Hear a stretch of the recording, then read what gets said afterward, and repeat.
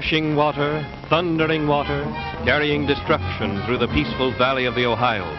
Where yesterday flowed a friendly river, today native flood. Unmindful of its banks, unheeding man-made obstacles, the swollen river throws its might against man and his works. In the early stages of its rampage of January 1937, the river was everywhere victorious, forcing man to dynamite his own levees to gain relief from its brutal power. As it spread over the countryside, man was driven steadily back. Whole towns and villages fled before the river's advance. Busy cities, symbols of man's power and progress, stood helpless, 10 feet deep in icy water.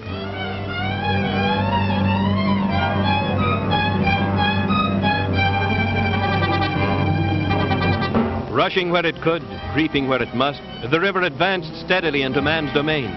Rooftops became isolated islands in a sea of muddy water. Business stopped, factories, stores, homes were deserted as man fled before the relentless water.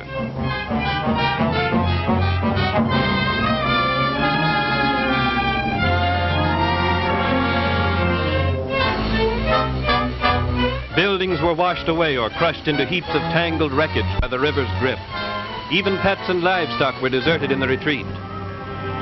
And so, with its stunning surprise attack, a torrent 10 times the volume of Niagara Falls humbled man in the upper valley of the Ohio. Soon his towns and cities were firm in the ice-cold river's grasp, seas of watery desolation. A national crisis demanding federal action. It got federal action from the White House down, the best organized and most effective campaign against such a disaster in the history of the country. First, those trapped by the flood must be saved. Under the direction of the Coast Guard and local authorities, volunteers and WPA workers labored heroically to rescue thousands marooned by the rising waters. By the second day of the flood, 18,000 WPA workers were on the job, many of them helping to enact scenes like this, getting thousands of imperiled families to safety away from the rapidly approaching flood crest.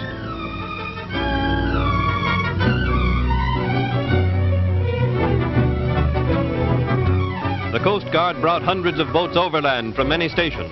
Others were commandeered. But to meet the need for still more boats, relief workers built them in the streets, launched and manned them in nearby waters. With normal transportation almost completely disrupted, the distribution of food and other necessities was a tremendous problem. Here the Red Cross threw its experienced personnel into organizing an emergency service of supply, for which the WPA supplied much of the manpower.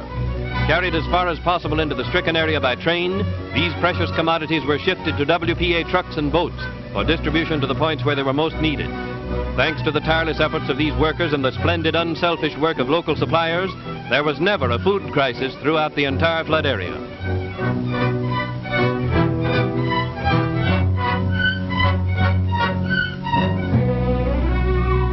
To prepare this food for refugees, outdoor kitchens were established and manned by the Red Cross, local volunteers, and relief workers.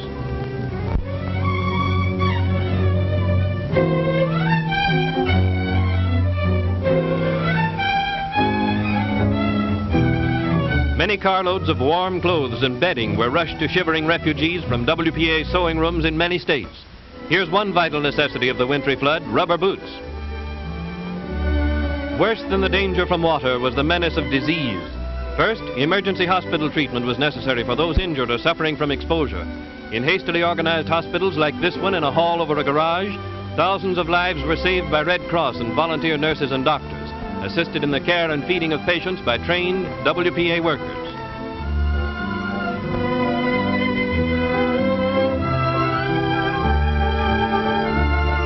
But the greatest danger of the entire flood was the threat of contagious disease, principally typhoid.